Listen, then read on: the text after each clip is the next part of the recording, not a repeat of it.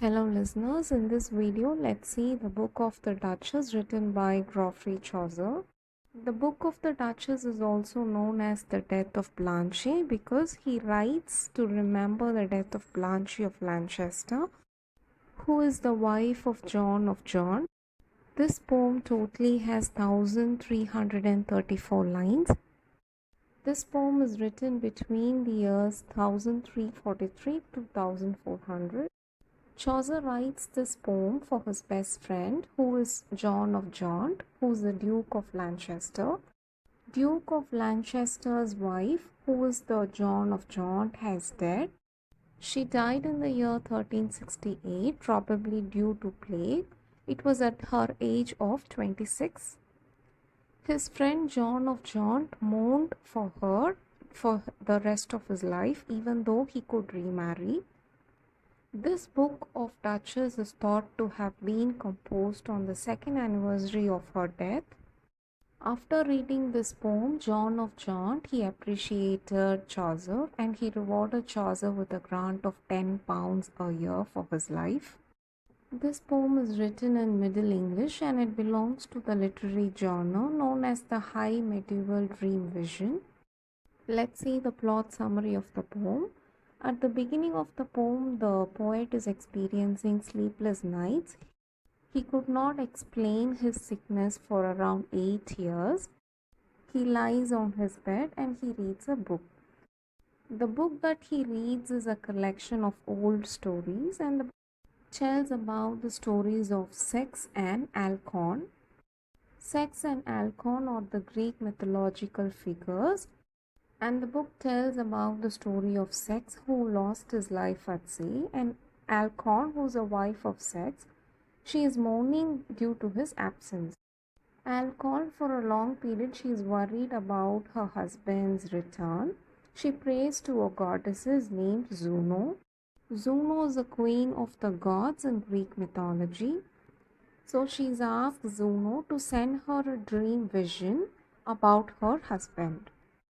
Juno now sends a messenger to Morpheus. Morpheus is a god of sleep and dreams.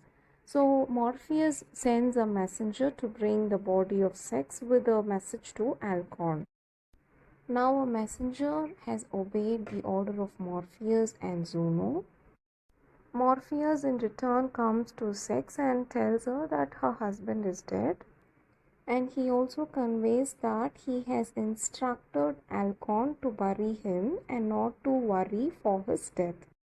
Now the poet itself stops reading because he himself is suffering of sickness for around 8 years. So the poet takes a break and just imagines how the god Juno and Morpheus has helped Alcyone to know about her husband's death. Reading the book again, the poet lost in his thought. The poet suddenly falls asleep with the book in his hands.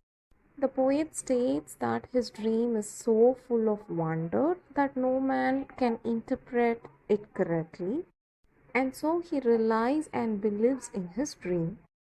In his dream, he finds himself in a bed on a Monday morning with birds singing. He then quickly dressed and joined in a party. In the party, he separated from others and walks alone through the woods. There he meets a man who's dressed in black, and that man is sitting all alone there. The poet describes that black fellow as a handsome man, and he's a noble knight too. This man, he is composing a song for his death lady. The poet then inquires the reason for his grief. The knight replies saying that he has played a game of chess with Fortuna. Fortuna is the goddess of fortune. And by playing, he has lost his queen and he is defeated by the goddesses. The poet then takes the message literally and begs the black knight not to become upset over a game of chess. The knight then begins the story of his life. He reports that for his entire life he has served for love, and for love's sake he waits for a woman whom he wanted to love. For many years he is waiting for a lady to be loved. Then the knight meets a beautiful lady. and the lady reveals her name as Good Fair White. The description of her name is actually related to the game chess, but the poet, he did not understand the metaphorical chess game. He asks the Black Knight to finish the story and asks him to explain about the loss. The knight then narrates the story. He tells that for a long period he was still waiting for the love to be reciprocated from his lady love.